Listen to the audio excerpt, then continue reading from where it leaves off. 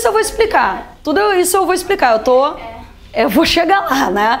Calma, eu só tô explicando a origem da mudança da lei. Agora exatamente o que eu vou falar é a lei, tá?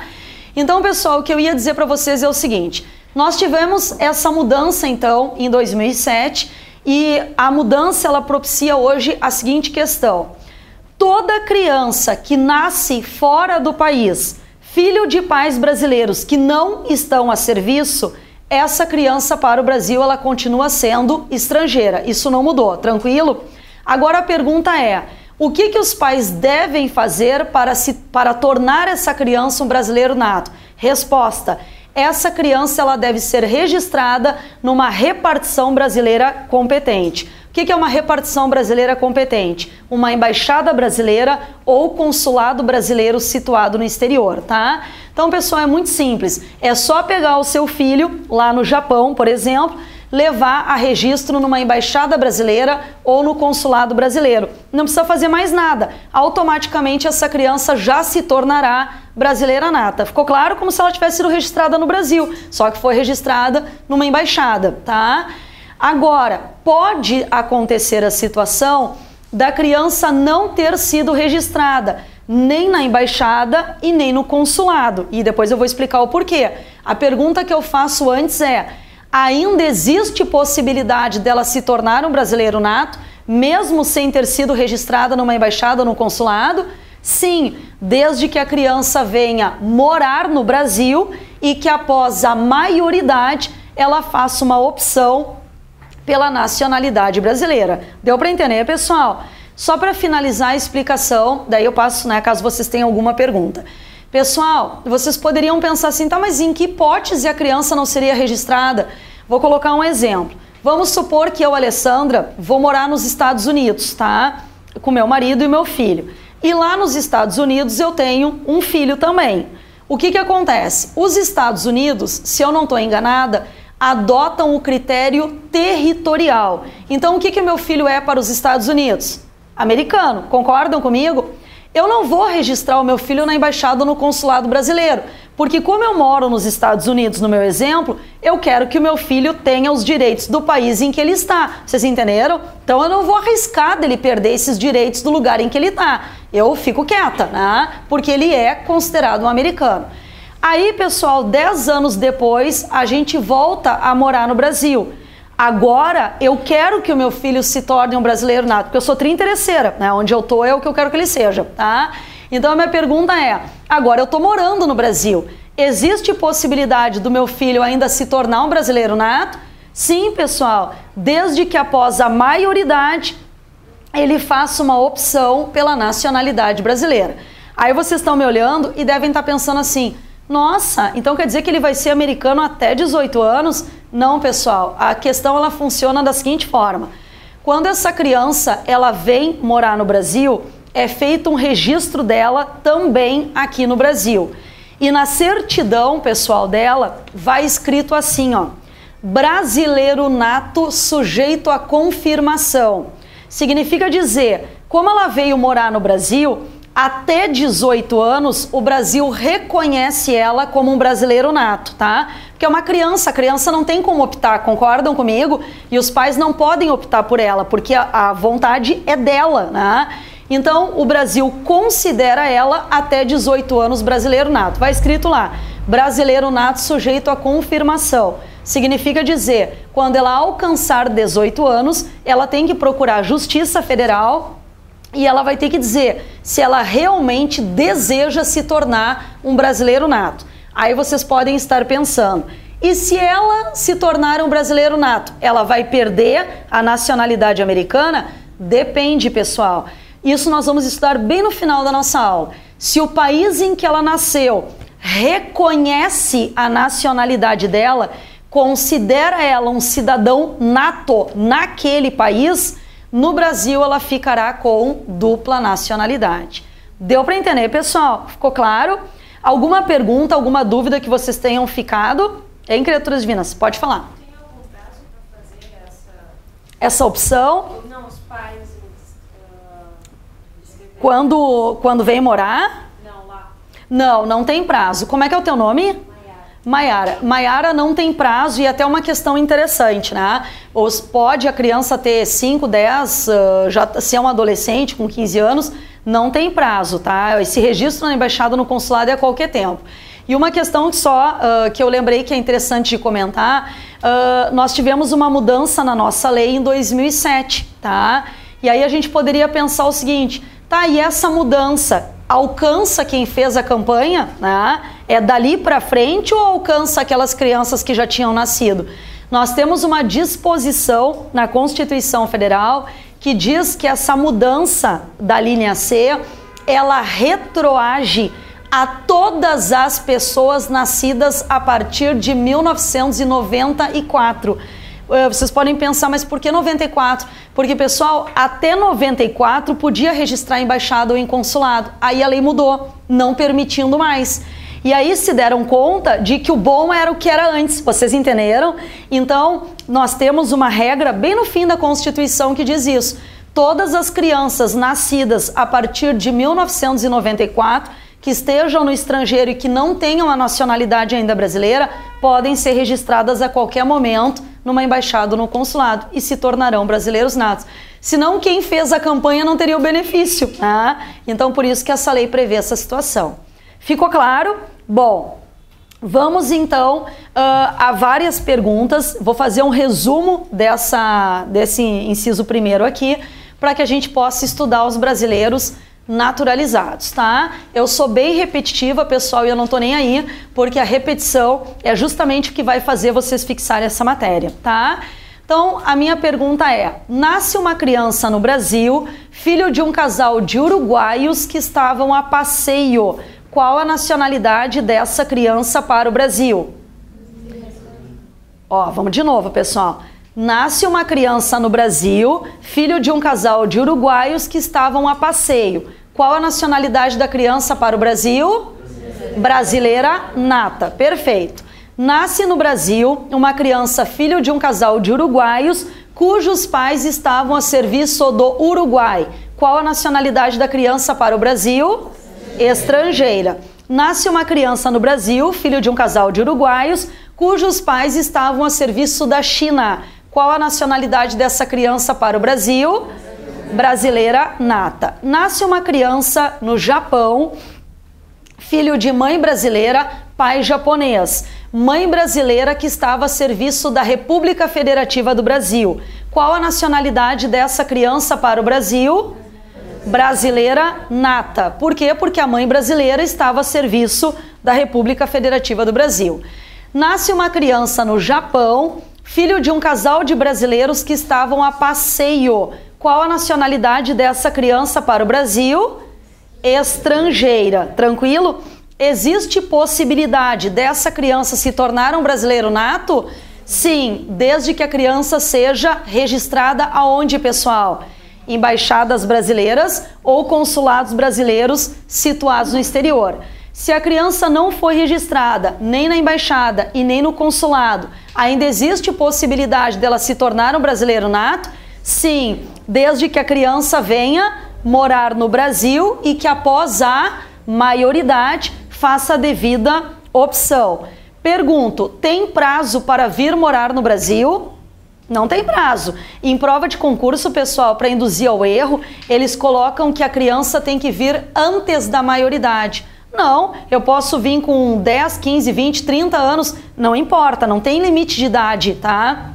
Para a pessoa voltar a morar e adquirir a nacionalidade brasileira. Então, não tem prazo para vir morar no Brasil. Tem prazo para fazer opção? Também não. A opção ela pode ser feita a qualquer tempo, mas ela só pode ser feita após a maioridade. Então, após 18 anos, tu pode fazer opção com qualquer idade. Só tem um único senão, pessoal.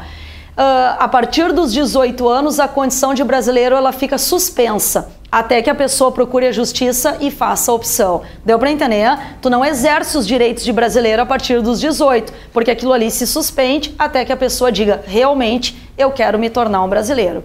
Ficou claro, pessoal? Deu para entender? Tranquilo?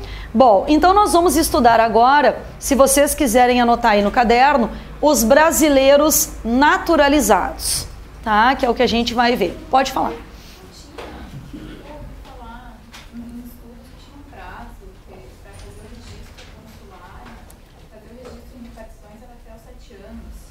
Não. Pode até, pode ter alguma coisa na lei dos registros públicos que não seja referente a isso, tá? Porque, até posso dar uma olhada, mas eu não tenho a lei aqui comigo. Mas eu digo assim, em termos de aquisição de nacionalidade, a Constituição, que é a lei maior, né, digamos que se sobrepõe a qualquer legislação, a Constituição ela não coloca prazo. Então, até uma questão que é importante. Como é que é o teu nome? Tainara. É importante também dizer, Tainara, assim, ó, mesmo que tu tenha uma lei, que eu não me lembro de ter regra que seja até 7 anos, tá? Mas mesmo que tu tenha uma lei infraconstitucional delimitando um prazo, a lei que vale é a Constituição. Salvo se a Constituição tivesse colocado alguma observação do tipo assim, a ser regulamentada, por exemplo, por lei complementar. Estou dando um exemplo. Que daí a Constituição ela estaria dando a regra, mas estaria dizendo, olha, os requisitos vão ser estabelecidos por uma lei complementar. Concorda comigo? Né? Mas não é o caso. E tanto é verdade que não se aplica que a própria Constituição ela coloca no final que essa disposição ela é retroativa a todas as crianças que nasceram a partir de 94. Então, de 94 até 2007, tu tem muito mais do que 7 anos, tu entende? Justamente para mostrar que não tem limitação, que a pessoa poderia ser registrada com qualquer idade. Porque, na verdade, é um direito que tu tem de ser brasileiro, né? E se houvesse uma limitação de idade...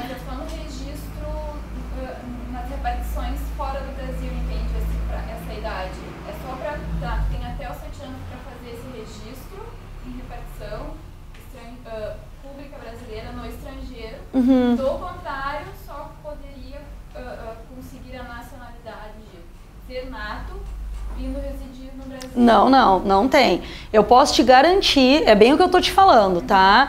Eu posso te garantir que assim, ó, se tem alguma coisa que eu, que dou aula há 13 anos dessa matéria, nunca ouvi dizer que tivesse alguma limitação, mas se tiver alguma lei infraconstitucional que delimite o prazo de 7 anos, essa lei ela é inconstitucional, porque a Constituição é a lei maior, é a lei que se sobrepõe, ela não coloca lapso temporal, né? E é bem o que eu estou dizendo. Tanto é verdade que a própria Constituição, isso está previsto na Constituição, ela diz ali que essa lei retroage a todas as pessoas que nasceram a partir de 94. Se a gente fizer um cálculo de 94 a 2007, tu tem crianças aí com muito mais de 10 anos. Concorda comigo?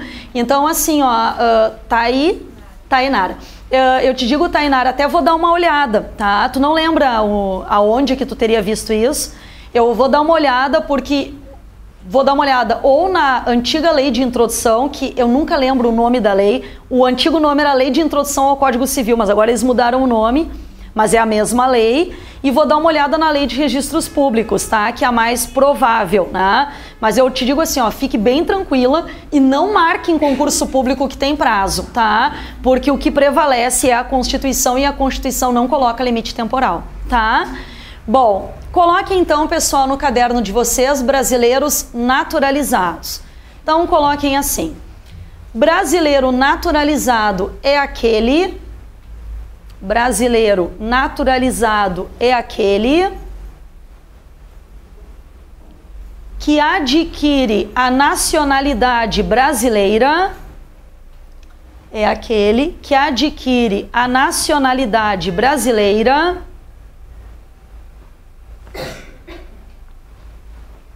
de forma secundária ou adquirida. É aquele que adquire a nacionalidade brasileira de forma secundária ou adquirida, vírgula. Ou seja, vírgula. Tá? Ou seja, vírgula, não pela ocorrência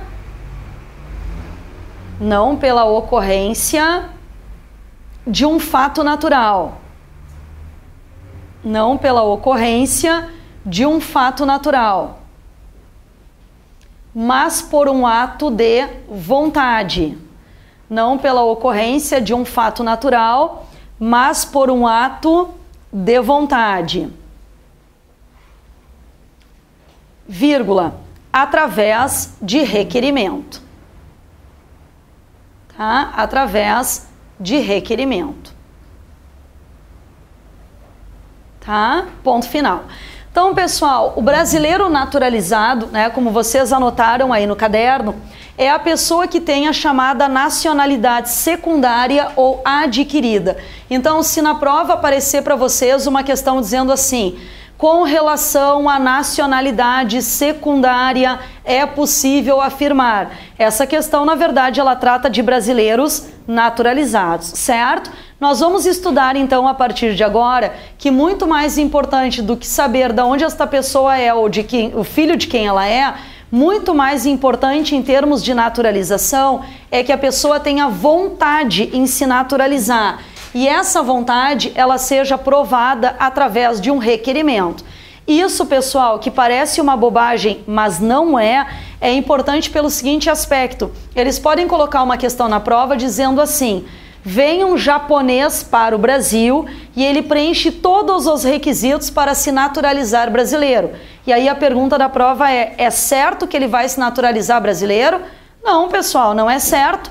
Quem disse que esse japonês ele deseja se naturalizar? A única coisa que a questão está dizendo é que ele preenche os requisitos. Preencher os requisitos significa que ele pode ter a idade mínima, que ele pode ler e escrever em português, que ele pode morar no Brasil. Vocês entenderam? Não significa dizer que ele deseja se tornar brasileiro.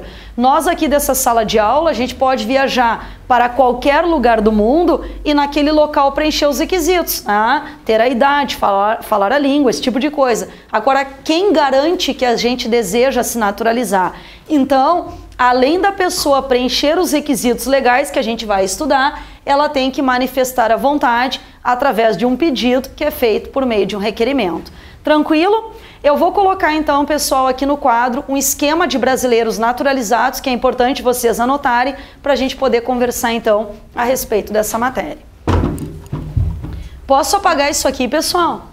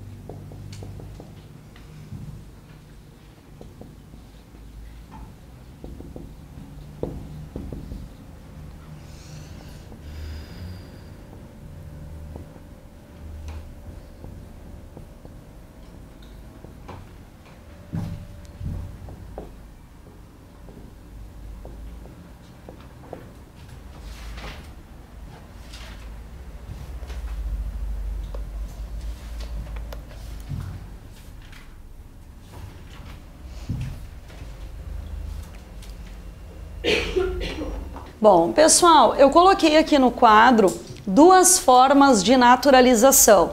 A naturalização tácita, né, que eu coloquei ali que já está revogada e depois vou dizer, né, mostrar para vocês por que eu vou falar dela. Então, a naturalização tácita que estava prevista no artigo 69, parágrafo 4º da Constituição de 1891, e a naturalização expressa, que é a única modalidade de naturalização que nós temos, tá? Que é dividida em duas modalidades. A naturalização expressa ordinária, que é aquela comum, aquela que qualquer estrangeiro passa para se naturalizar no Brasil, e nós temos uma outra modalidade que é a chamada extraordinária, que recebe esse nome justamente porque ela é fora do comum, né? Porque ela tem um algo a mais, né, que a difere dessa forma ordinária. A naturalização tácita, pessoal, ela já está revogada há muito tempo, mas eu comento ela em aula porque seguido ela aparece nos concursos públicos, justamente para induzir o candidato a erro, né? Então eles colocam assim: assinale a alternativa que corresponde às formas de naturalização que o Brasil adota. Aí na letra A eles botam: o Brasil adota somente naturalização tácita. Letra B: o Brasil adota a naturalização tácita e a naturalização expressa. Letra C: o Brasil adota somente naturalização expressa. Então, se eu não comento em aula, o aluno, né, vendo aquilo ali, que talvez esteja vendo pela primeira vez aquela matéria, né, ele pode, obviamente, ficar em dúvida. Então, se aparecer isso aqui, vocês risquem, porque a alternativa, ela está errada. Mas eu vou comentar o que era essa naturalização, né, e por que ela não existe mais. Pessoal, se nós pensarmos em 1890, 1891, é uma época da história do nosso país que o Brasil estava em plena colonização, né? Então, nessa época, o Brasil tinha o maior interesse que os estrangeiros que aqui estavam se tornassem brasileiros naturalizados. O Brasil queria isso, justamente porque era um contingente de pessoas que muitas vezes significava uma mão de obra especializada que o Brasil naquela época não tinha, né? Então tinham aqui japoneses, tinham alemães, tinham italianos, né? E que muitas vezes, como eu falei, tinham, né, alguma qualidade no sentido de mão de obra especializada que o Brasil não possuía. Então o Brasil tinha o maior interesse que esses estrangeiros se naturalizassem brasileiros. Então olhem o que dizia a Constituição dessa época. Ela dizia assim: todo estrangeiro que estiver no Brasil na data da promulgação desta Constituição tem um prazo de 6 meses para dizer: quero continuar com a minha nacionalidade de origem. Se a criatura não falasse nada, automaticamente ela se naturalizava brasileira. Vocês viram? Aqui, pessoal, a pessoa não precisava pedir para se naturalizar, era o contrário. Se ela gostaria, se ela quisesse continuar a ser estrangeira, aí ela tinha que dizer. Vocês entenderam? Caso contrário, se ela ficasse quieta, automaticamente ela se naturalizava brasileira. Por isso que o nome é tácito. Tácito é silêncio, né? O silêncio da pessoa é que a tornava um naturalizado. Ficou claro? Isso, pessoal, acabou pouco tempo depois, né, sendo revogado. E hoje a única modalidade que nós temos é a expressa, e ela recebe esse nome justamente porque ela depende de um pedido, né? Justamente porque ela depende de requerimento, certo? Então, pessoal, peguem todos o artigo 12, inciso 2º, vamos aplicar isso aqui na nossa lei, tá? O artigo 12, inciso 2º, ele diz assim: são brasileiros naturalizados. Na letra A, pessoal, escrevam assim que eu já vou explicar. Naturalização expressa pela via ordinária, tá? Artigo 12, inciso 2º, a linha A. É a chamada naturalização expressa pela via ordinária.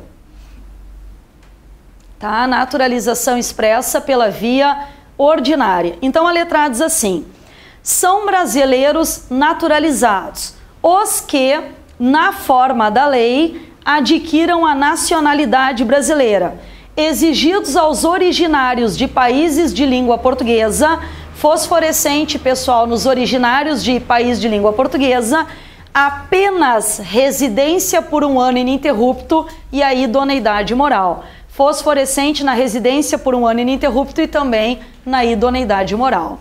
Bom, pessoal, prestem bem atenção então aqui no que eu vou explicar. O legislador, ele quis dar um benefício a todas as pessoas que são originárias de países de língua portuguesa. A minha pergunta é: originário de país de língua portuguesa é só português de Portugal? Não, né? Nós temos vários países que são de origem portuguesa: Angola, Moçambique, Cabo Verde, Timor-Leste, Guiné-Bissau, né? E por aí vai. Então, o legislador entendeu que pela proximidade da língua, né, os requisitos para essas pessoas deveriam ser mais simplificados.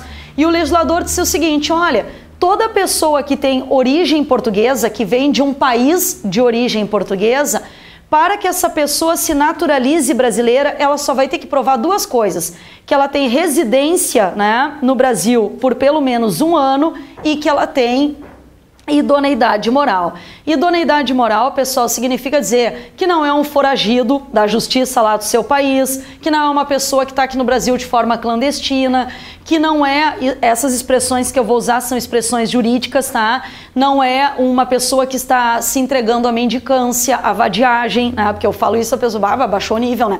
Não, é que são expressões jurídicas mesmo, né? Não é uma pessoa que, né, como eu disse, que está aí no Brasil sem saber o que quer. Na verdade, é um estrangeiro que veio aqui para o Brasil e que preenche esses requisitos e que, portanto, tem o direito de solicitar uma naturalização. Tranquilo até aqui? Agora, 2 perguntas que eu quero fazer a vocês. Primeira delas, uma pessoa de origem portuguesa veio para o Brasil, preencheu esses 2 requisitos, residência por 1 ano ininterrupto, e ela provou que ela tem a idoneidade moral. A pergunta é, será que é certo que ela vai se naturalizar brasileira? Será que é certo que ela consegue, pessoal? Não é certo. Primeiro que ela vai ter que fazer um pedido, né? Como eu já tinha dito. E segundo, pessoal, que a naturalização é um ato de soberania. É o governo brasileiro dando a um estrangeiro direitos de um brasileiro. Vocês entenderam? Então, o governo pode simplesmente recusar o pedido. Se o Brasil entender que nós não estamos no momento adequado para conceder naturalizações, o governo pode vetar. E não tem recurso da decisão. Simplesmente é o governo que decide. Vocês entenderam? É um ato de soberania do país. Se o país entender que não é o momento para dar naturalizações, simplesmente não dá. Certo? Então não é, já falo contigo, não é uma concessão obrigatória. Nesse inciso primeiro. Tranquilo até aqui? Pode falar. Pode, não tem problema nenhum. Até porque quando o governo recusa, normalmente é uma situação que é muito rara de acontecer, tá? Essa recusa. E quando o Brasil recusa, é normalmente porque o Brasil e o país da pessoa estão com algum problema diplomático. Então, se aquele problema não existe mais, a pessoa pode fazer o pedido de novo. E até eu digo assim, ó, o ideal é que faça o pedido em outro governo, né? Por exemplo, teve a recusa no governo da Dilma, aí agora mudou o governo. Faz o pedido em outro governo, não tem limite de vezes que pode pedir, não tem problema, tá? Só que daquela decisão não tem recurso, né? Então vai ter que fazer o pedido de novo, tranquilo? Outra questão, pessoal, que eu ia comentar com vocês. A resposta da minha pergunta, ela está na linha A. Eu garanto a vocês que está na linha A, tá? A pergunta é, um alemão deseja se naturalizar brasileiro pela via ordinária. Tem como? Leiam a letra A. Quem já assistiu essa minha aula, eu peço que não responda para deixar os demais colegas, né, perceberem aqui. E eu garanto a vocês que a resposta está na letra A. Eu perguntei assim, um alemão deseja se naturalizar brasileiro pela via ordinária. Tem como? O que vocês acham?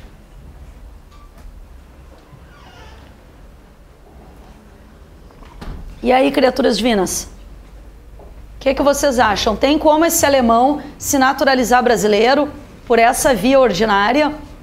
Tem. Tem. Tá piscando aí para vocês. Deem uma olhada. Direito, pessoal, é interpretação, tá? Então, essa a linha A, ela tem que ser lida da seguinte forma, tá? São brasileiros naturalizados os que, na forma da lei, adquiram a nacionalidade brasileira. Ponto final. Exigidos aos originários de país de língua portuguesa apenas residência por 1 ano ininterrupto e a idoneidade moral. Pessoal, olhem para cá. Essa letra A, ela contempla pessoas de todas as nacionalidades, só que tem uma diferença. Quem não é originário de país de língua portuguesa, os requisitos estão na forma da lei, que é a Lei 6.815, que é o chamado Estatuto do Estrangeiro, tá? Ah, professora, eu tenho que saber o Estatuto do Estrangeiro? Claro que não. Na verdade, a única coisa que vocês têm que saber é que as pessoas de todas as nacionalidades podem tentar se naturalizar pela via ordinária, só que tem uma diferença. Quem não é de origem portuguesa vai ter que cumprir os requisitos do Estatuto do Estrangeiro. Quem é de origem portuguesa, os requisitos estão na Constituição. Deu para entender, pessoal? E eu digo para vocês, só a título de curiosidade, para vocês entenderem a diferença, que o Estatuto do Estrangeiro, ele é muito mais rigoroso, tá? Esse alemão, ele teria que provar que ele mora no Brasil no mínimo há 4 anos, ele tem que ler e escrever em português, ele tem que ter trabalho no Brasil e ganhar um valor suficiente para mantê-lo no país, a si e a sua família. Então é um monte de requisito e mesmo preenchendo aquele monte de coisa, não quer dizer que ele vai conseguir, porque vai depender da opinião do governo. Deu para entender, pessoal? Isso em concurso público cai assim, ó. Um japonês deseja se naturalizar brasileiro pela via ordinária. Quais são os requisitos para esse japonês? Qual é a resposta no concurso? Na forma da lei. Vocês entenderam? É só isso, na forma da lei. Está dizendo que os requisitos estão na forma da lei. Deu para entender, pessoal? Ficou claro? Bom, vamos à linha B. Coloquem aí na linha B. Naturalização expressa. Naturalização expressa pela via extraordinária, tá? Naturalização expressa pela via extraordinária.